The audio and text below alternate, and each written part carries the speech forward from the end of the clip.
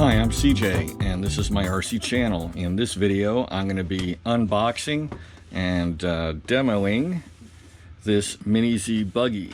Now Mini Zs have kind of come and gone from overall popularity, but they seem to be making a comeback, and they've gone away and come back several times over more than a decade that they've been around.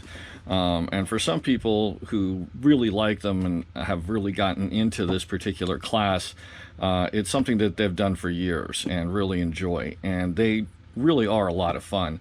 I wanted to try one of the off-road ones while they are still available. They are not as many of these around. They're a little harder to find. I think they're going to be making more, at least continuing production of existing models. I don't think they're going to be making new models, but that's fine. There's a lot of modifications that can be done. They've got a bunch of performance parts available, but right out of the box as they are, they're just a ton of fun to enjoy. It's the kind of thing that needs a little more space than a tabletop, to say the least. A decent sized garage, a deck, a small backyard area, you know, all can be used for these little cars. I forget the exact class, but I'll put that on screen here. Or, excuse me, the scale.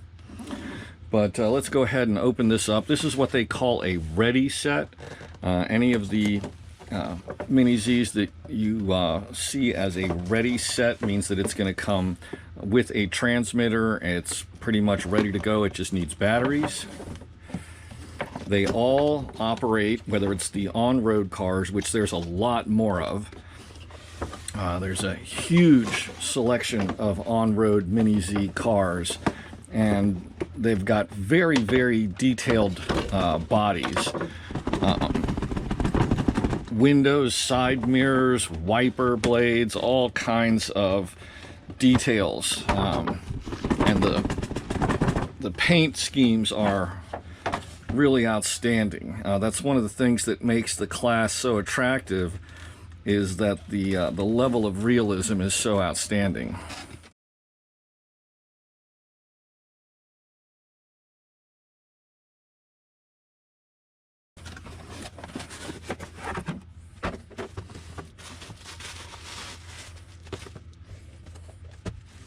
So here we have a few spares and some little like traffic cones to set up a little track if you want.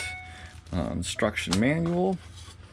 Let's go ahead and remove the car. Now these actually have oil-filled shock absorbers, believe it or not. You can get different springs at different rates.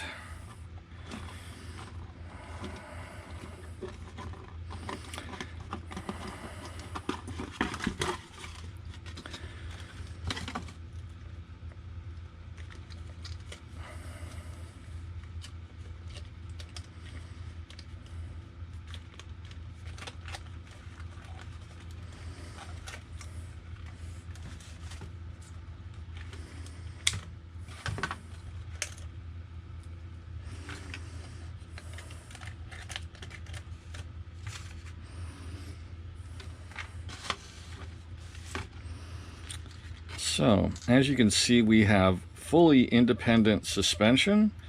We've got dog bones up front. We have full all-wheel drive.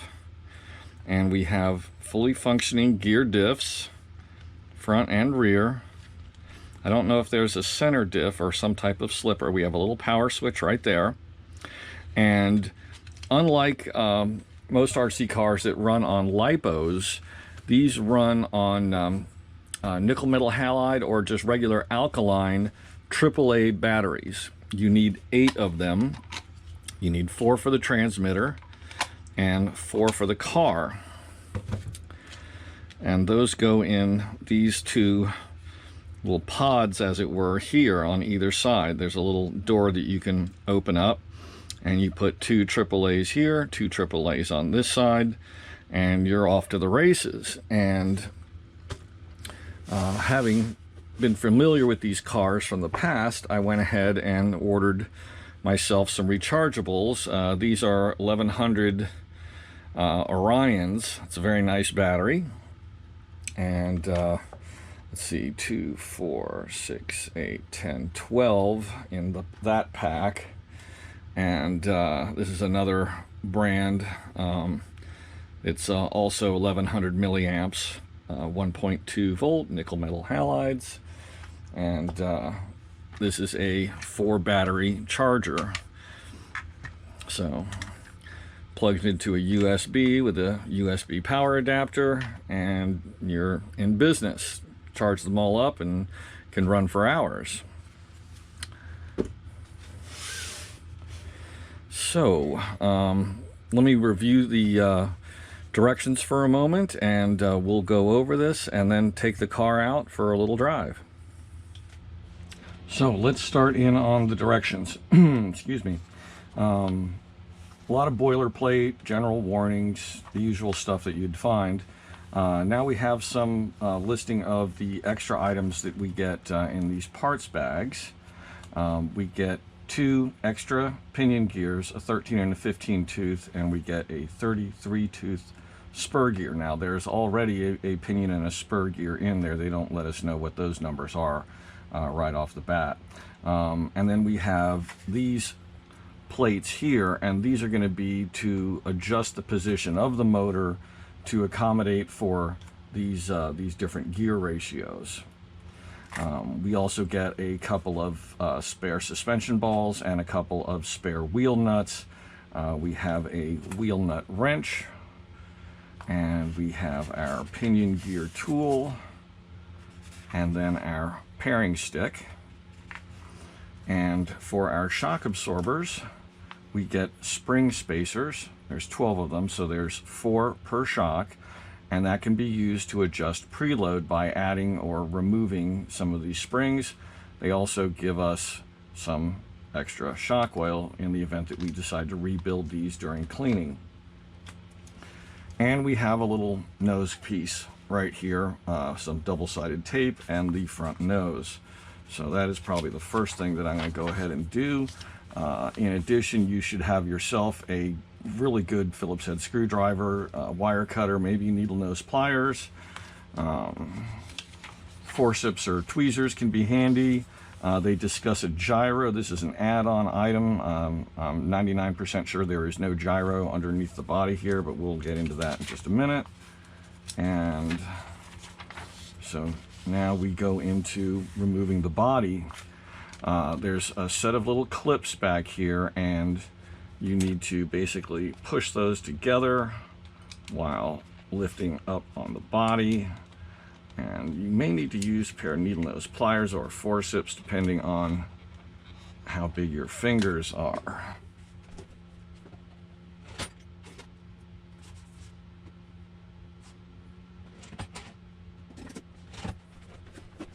Okay, so you just squeeze them together and lift up on the rear of the body, and then pull the body forward and off. And here is our port for said gyro, which we do not have. We have an antenna wire here. I believe that is our binding switch right there.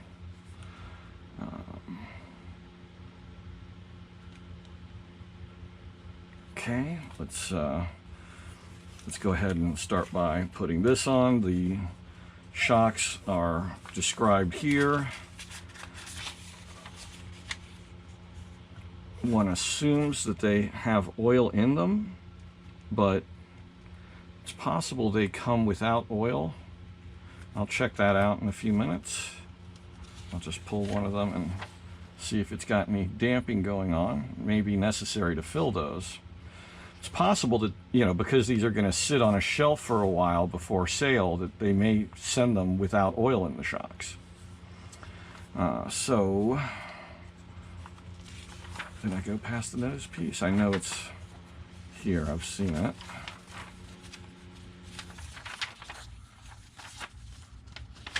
Finding, here we go. Page 6. I'm just going to go ahead and do that now.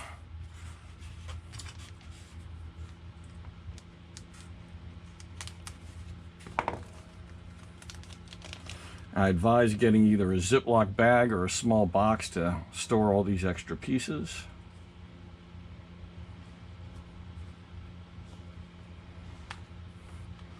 And it looks like there's a slot here for a sway bar, and there's some little mounting points there for like ball studs. I don't know about that, but there's nothing in the kit regarding such an item. And this is a cosmetic item. It's up to you whether you even want to put this on.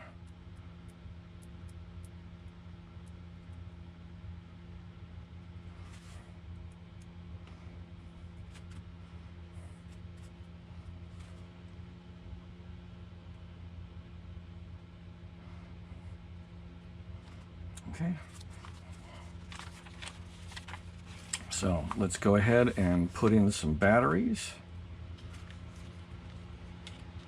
And you can, depending on your fingernails, you can just pop these side panels off. They show using this tool, but they are easy enough to take off with a thumbnail.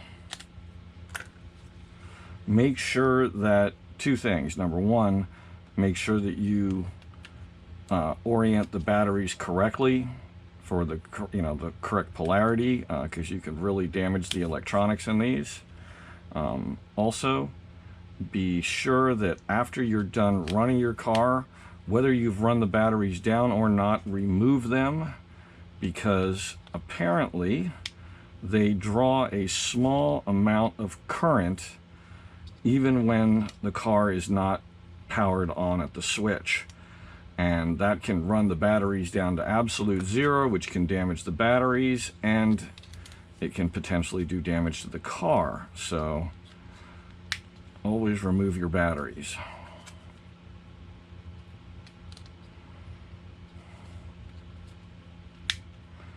Okay. So I've already put batteries in the transmitter. So let's move on to binding. So for pairing, we have our batteries in. This little black button in here, that is our pairing button. And we need to be able to access the on-off switch while holding that button down. So it's a little bit of a juggling match. So first we need to hold that down, and then we need to throw our switch, which is easily done using the little pinion wrench here.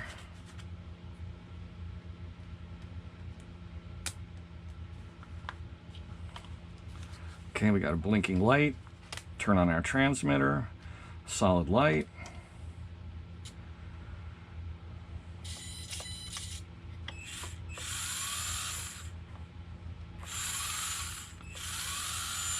Forward reverse brake, good to go.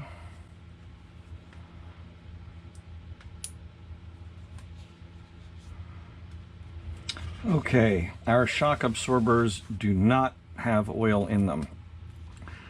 Just disassembled one and verified that. So to do this process, take a screwdriver, unscrew the upper retaining screw, and then you have to pop the shock off of the little metal ball stud that's on either arm. Now you have two positions for shock absorbers: outboard, inboard, top and bottom, so you can make some angle adjustments if you wish to your shock absorbers. To take the shock absorber apart, much like regular shocks, there's a small cup on the bottom. You need to basically pull that forward or upward and then let the cup fall free. And then you cannot pull the spring over this cup, the ball cup. What you need to do is take a needle nose pliers, grab down at the base unscrew this little ball cup from the shock absorber and remove your spring. Then you can unscrew the top of the shock absorber, and there is a small bladder. The bladder may be sitting on top, or it may be inside the cup here, and then it can just drop free. So, and there is our little piston. There's no holes in the piston, and the piston doesn't look like it can be changed. It's part of the shaft here. So all we need to do is fill these with oil per their instructions, put on our bladder, cap it back off again, put the shock back together, and put them on. So I was correct in my assumption that they do not put oil in these. And again, the most likely reason is that they don't want that oil leaking out over time while these cars sit on a shelf waiting to be purchased. Because there's not going to be any seals down here. This is just going to be a friction seal, I'm sure.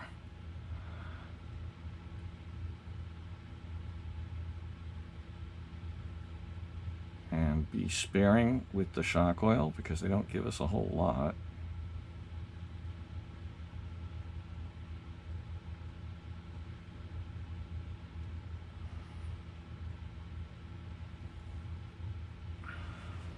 If you're careful, there shouldn't be any bubbles.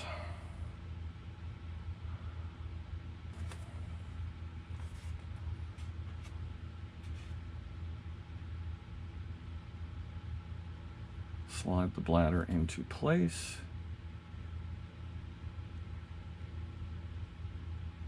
Screw on the cap.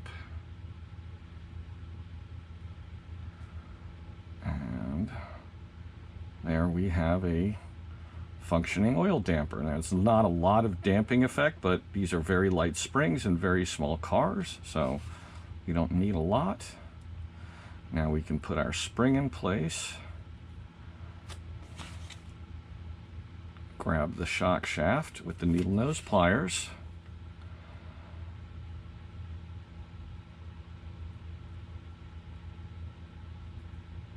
Screw on the ball cup.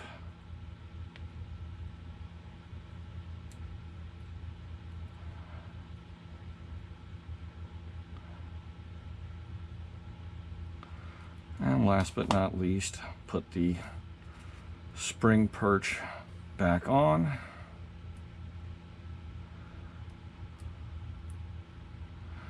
And there we have an assembled shock absorber.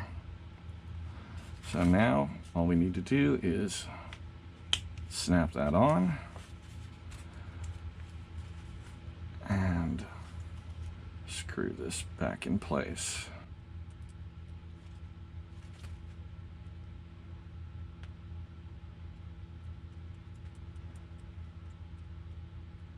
Remember, don't over tighten. You don't want to strip these. And there is one shock done. So now I'm going to pause the video. I'm going to go ahead and do all four. I'm not going to do any shock adjustments at first. I want to see how it drives as is, and I'll go from there. So all four shocks are done. That only took a couple of minutes. So now it's time to put the body back on, and I'm going to take it back outside for a bit of a run. I actually have a little track set up on the deck out back, and I'll tell you how I did that and what it cost. It was quite reasonable. So this is my little backyard track. Basically, I've got three sections of this artificial grass type material. It's basically a rubber base, indoor-outdoor carpeting type. 6 feet by 8 foot sections, 3 of them, about $18 a piece. And these pieces of wood here are they're basically like posts. That's why they're cut at a bevel at one end, so you can hammer them into the ground. They're $1.89 a piece, and some scrap wood that I already had out there, and some workout mats. So that seemed like an easy way to go. I also thought that this green material would make a nice traction surface for these tires. And over here along this straightaway, I've put some small pieces of 3/4 inch foam underneath to make a little bit of a whoop-de-doo rhythm section. So first, turn on the transmitter, flip on the car, let it boot up, and let's see what it can do.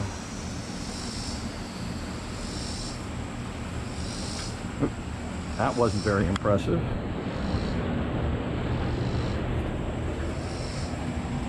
I think I'm gonna have to change the gear ratio to make this faster.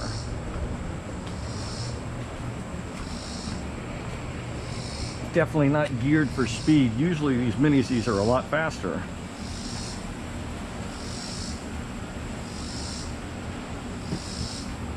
Okay, that jump is gonna be a no-go. I was hoping I didn't make it too big, but looks like I did.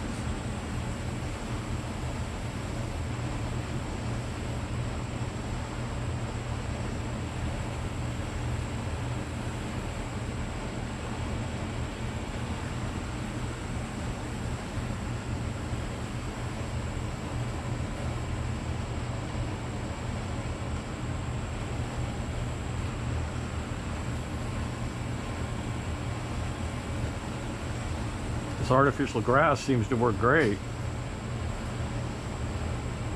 It's definitely faster on the mat.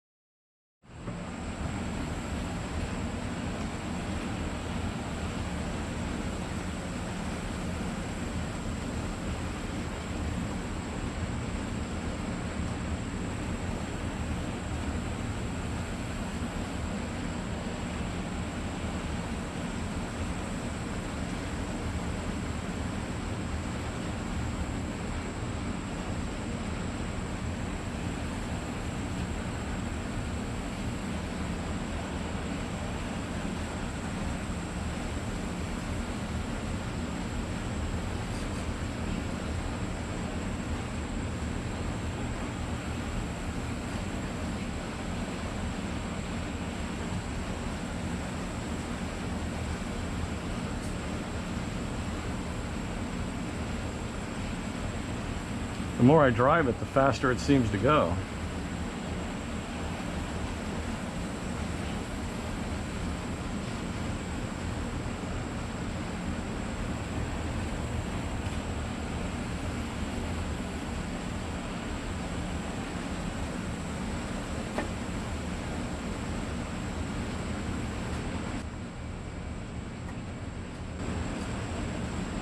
Oops.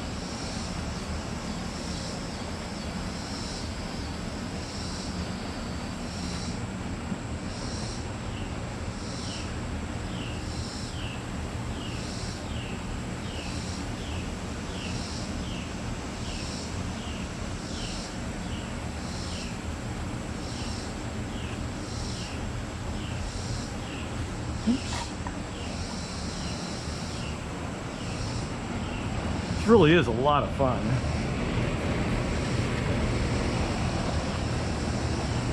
I definitely want to tinker with the different gear ratios, because most of the time I'm running it at full throttle wide open, even through the corners. That's the nice thing about this green stuff, it really grips it.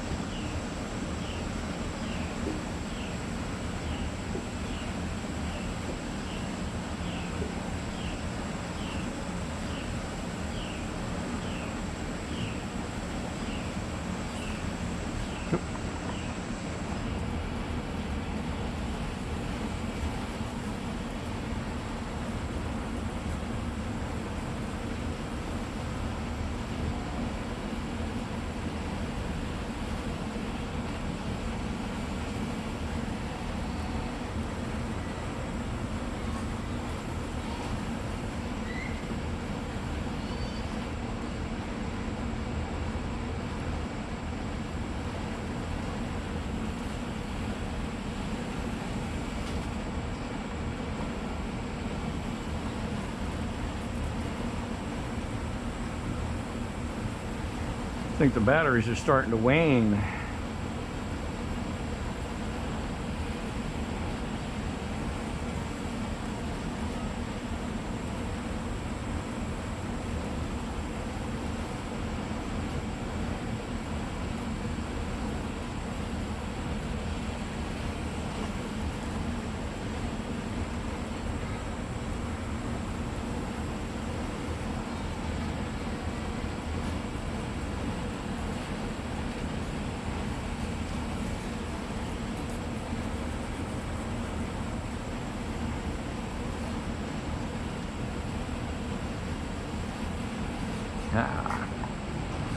It's a great way to get some stick time without having to go to the track.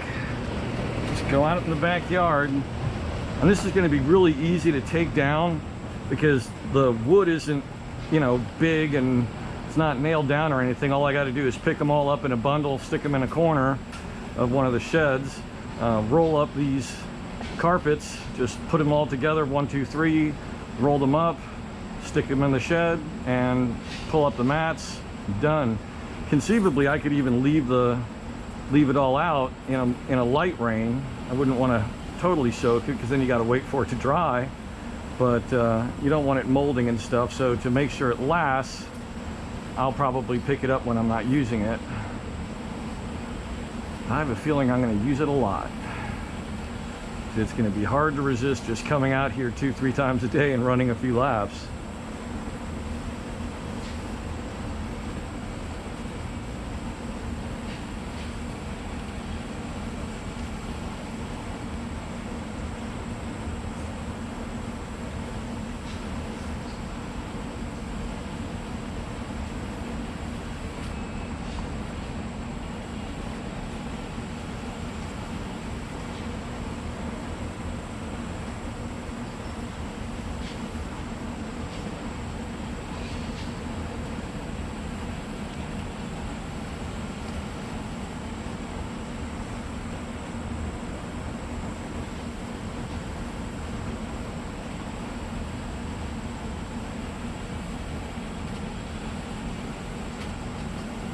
Oops.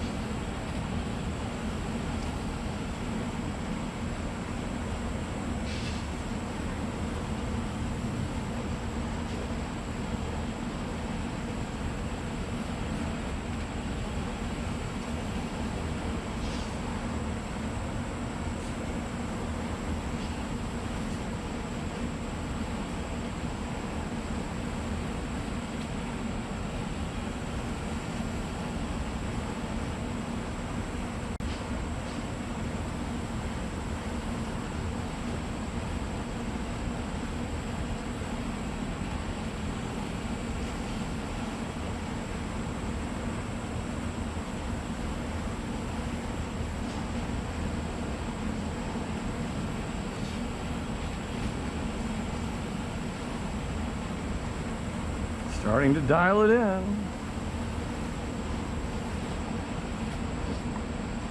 And then he messes it up.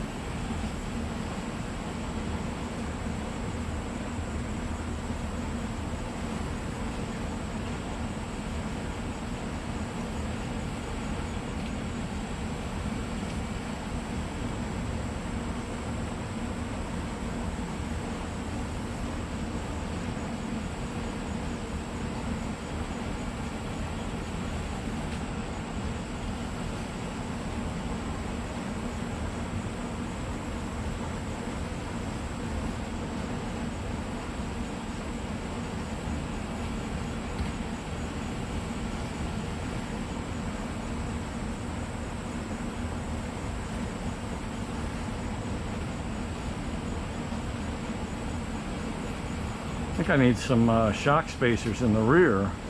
I've noticed the inner front tire coming up every once in a while around really sharp corners.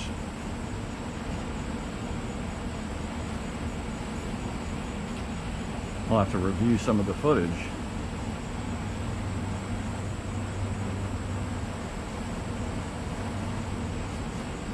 Oh.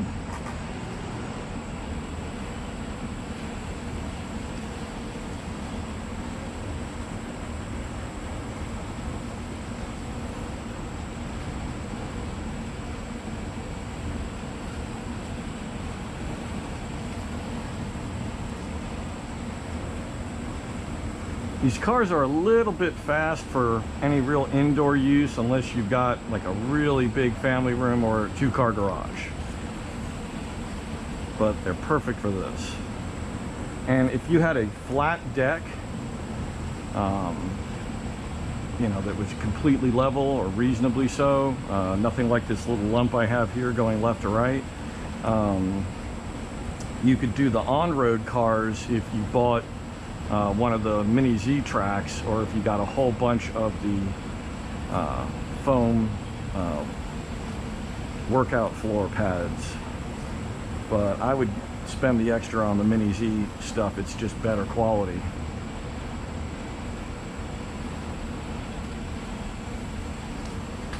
And then you could do the road cars. But the road cars have very little clearance and require a very level track. For example, see, the problem with these weight pads is you end up with stuff like this right here where it's not, and part of that problem is that the deck isn't completely level there. But even so, the Mini Z track comes with like side rails that clip into the foam with little twist grommets, and that makes sure that that they're more level.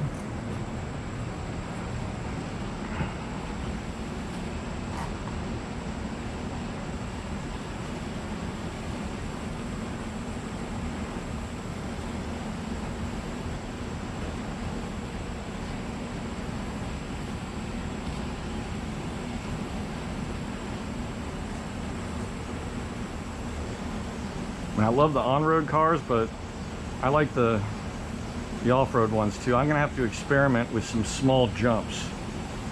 I don't think they're gonna really lend themselves to it, but you never know. Probably not more than 3 inches tall though.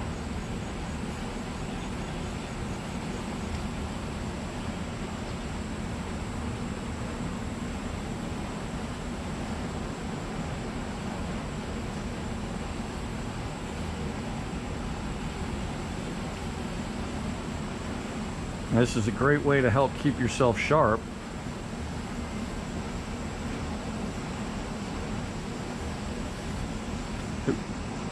As he wrecks, keep your driving skills doing good.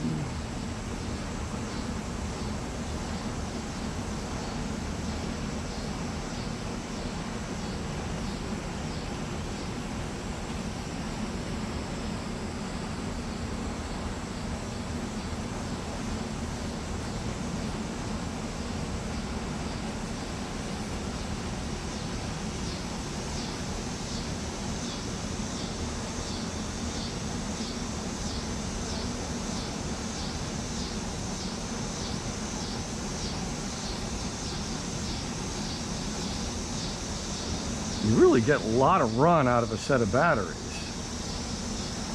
I thought the batteries were waning earlier, but it's not.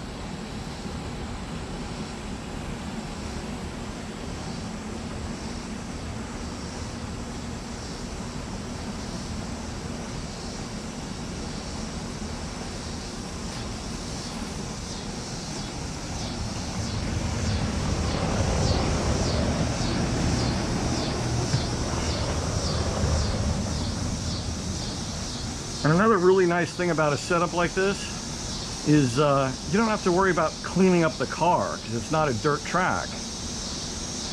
You know, you don't have to take the car apart every handful of times you come out and do it because everything's all grimed up. You know, I would certainly check the drive linkages for any kind of accumulation, things that might get spun up in the dog bones. But I don't think that there's going to be a lot to worry about. Maybe blast it with some air, canned air.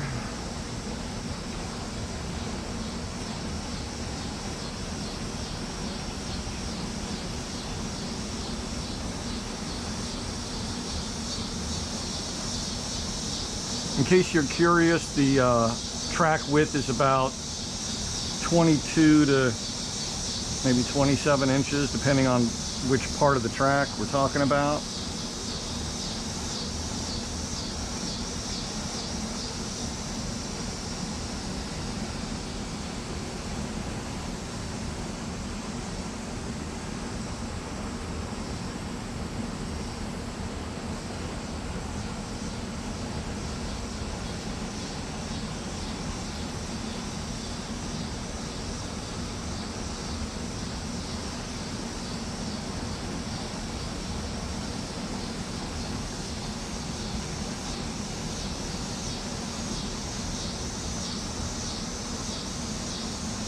Once you get used to the car, I'm able to go through these S's back here at full throttle.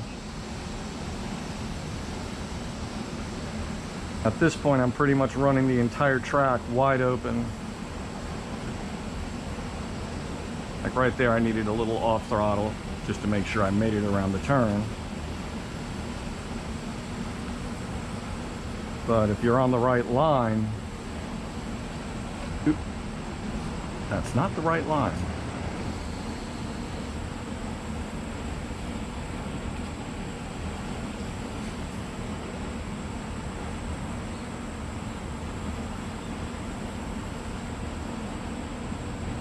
And definitely got some slow batteries now. I'm gonna call it for this set. Hopefully I got lots of good footage for you guys. I hope you enjoyed watching this video, and I hope I've piqued your interest in Mini Z cars, either off or on road. Remember, remove the batteries from the car when you're done. I hope you enjoyed this video. Please click like and please subscribe to my channel.